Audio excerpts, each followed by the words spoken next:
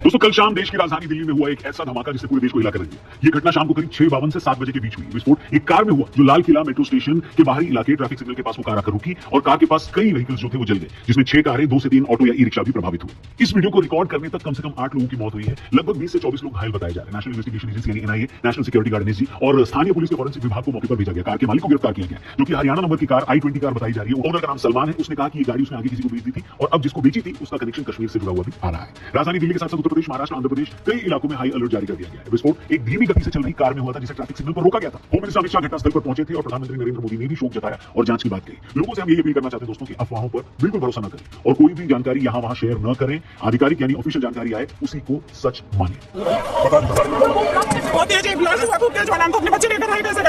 इस इंसिडेंट में कुछ लोग को इंजरीज भी आई है और कुछ लोगों की डेथ भी हुई है। तुरंत जांच होकर नतीजा जो आएगा जांच हम जनता के सामने रखेंगे। लेकिन दोस्तों कल के ही दिन सुबह से जो 2 खबरें आई उसने सबको हैरान कर दिया, क्योंकि डॉक्टर एक ऐसा प्रोफेशन जिसको दुनिया में जान बचाने के लिए जाना जाता है। लेकिन इस देश के अंदर 2 ऐसे डॉक्टर्स पकड़े गए जिनका मंसूबा अगर कामयाब हो जाता तो इस देश के ऊपर एक ऐसा आतंकी हमला हो जाता जिसको लोग सदियों तक याद रखते। देश के अंदर इनमें से एक डॉक्टर ने एक ऐसा केमिकल बनाया जिसे छूने से भी इंसान मर सकता था। वही फरीदाबाद से एक ऐसे डॉक्टर को पकड़ा गया जिसके पास 350 किलो से ज्यादा विस्फोटक था। इसके अलावा टोटल 2900 किलोग्राम एक्सप्लोजिव मिलने की भी बात सामने आई है। सोचिए जिस जगह से ये एक्सप्लोजिव बरामद किए गए वहां से प्राइम मिनिस्टर का घर, राष्ट्रपति भवन और देश की संसद मात्र 30 से 35 किलोमीटर की दूरी पर थी। और ये सब दिन भर चल ही रहा था कि शाम तक दिल्ली में ब्लास्ट की भी खबर आ गई। दोस्तों गुजरात एटीएस ने 3 ऐसे आतंकवादियों को पकड़ा जिनका मंसूबा अगर कामयाब हो जाता तो देश में एक बहुत बड़ा हमला हो सकता था। ये हमला न सिर्फ लाखों लोगों की जान लेता बल्कि कितने परिवारों को बर्बाद कर देता। गुजरात एटीएस से जिन 3 आतंकियों को हाल ही में पकड़ा है वो देश भर में बड़े आतंकवादी हमले की साजिश रचते थे और उनके पास हथियार, जिंदा कारतूस और खतरनाक घातक केमिकल मैटर्स मिलने की भी पुष्टि हुई। इन 3 आतंकियों का मकसद देश के अलग-अलग हिस्सों जैसे दिल्ली, लखनऊ, अहमदाबाद सहित बाकी हिस्सों में बड़े आतंकी हमले करना था। एटीएस को इनके पास से कई पिस्टल, 30 जिंदा कारतूस और राइसिन जहर बनाने के लिए इस्तेमाल होने वाला लगभग 4 लीटर कैस्टर ऑयल मिला। ये बोला जा रहा है कि ये लोग पाकिस्तान और अफगानिस्तान के हैंडलर्स के संपर्क में थे। अहमदाबाद, दिल्ली और लखनऊ के सेंसिटिव इलाकों में इन्होंने रेकी करके खुफिया जानकारी और फोटो खींच कर रखी थी। जांच में पता चला कि इनका मुख्य मकसद राइसिन जैसा विषैला पदार्थ जिसकी मदद से एक केमिकल आतंकी हमला करने का था।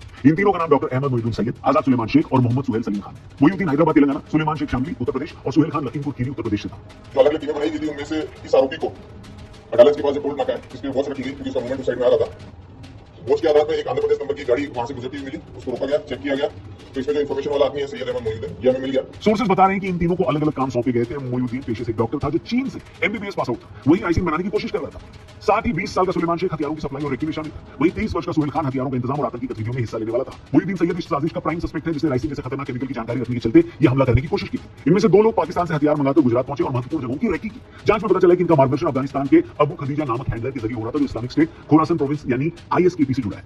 अब बड़ी संख्या में हथियार, कारतूस और केमिकल मैटर का मिलना इस बात का संकेत है कि ये लोग लार्ज स्केल आतंकवादी हमले या बायोलॉजिकल टेरर अटैक की योजना में ये लोग देश के भीड़-भाड़ वाले शहरों में हमला करने के इरादे से हथियारों की सप्लाई और रेकी कर चुके थे। उनके पास से मिले केमिकल से ये भी क्लियर था कि वो ट्रेडिशनल और ऑर्गेनिक दोनों स्तर पर आतंकी हमलों की तैयारी में थे। जांच की गहराई में जाने से पता चला कि पुलिस और एटीएस ने लगभग 1 साल तक इन संदिग्ध मॉड्यूल्स पर नजर रखी। तीनों आतंकवादी लगातार हथियारों का सप्लाई नेटवर्क एस्टैब्लिश कर रहे थे जिनकी जानकारी उनके मोबाइल फोन और मैसेजेस से मिली। आतंकवादियों ने अहमदाबाद, दिल्ली, लखनऊ समेत रिलीजियस और पॉलिटिकल सेंसिटिव जगहों की रेकी की थी। इससे पता चला कि हमला देश भर के बेहद ही जरूरी और सेंसिटिव इलाकों पर करने की इनकी प्लानिंग थी। हथियार पाकिस्तान से मंगाए जा रहे थे और राजस्थान के हनुमानगढ़ से सप्लाई किए जा रहे थे। इसके अलावा ये भी पता चला कि आतंकियों के नेटवर्क में कई रीजनल और विदेशी हेल्पर्स भी जुड़े हुए हैं जिनकी अब जांच जारी है। सोचिए ये लोग अगर अपने मंसूबों में कामयाब हो जाते तो क्या होता। जिस राइसिन जैसे पावरफुल ऑर्गेनिक जहर का इस्तेमाल प्रयोग करके ये सार्वजनिक या धार्मिक स्थल पर हमला करने की तैयारी में थे, वहां कई सौ या हजारों लोगों की जाने जा सकती थी। ये एक लार्ज स्केल मास कैजुअलिटी टेरर अटैक होता। जानकारों का कहना है कि इनका निशाना किसी मंदिर या ऐसे इलाके में था जहां ज्यादा से ज्यादा भीड़ हो और नुकसान उतना ही ज्यादा हो। तो दोस्तों एक तरफ जहां ये खुलासा हो रहा था वहीं फरीदाबाद में भी एक ऐसा केस सामने आया जिससे सबके होश उड़ गए।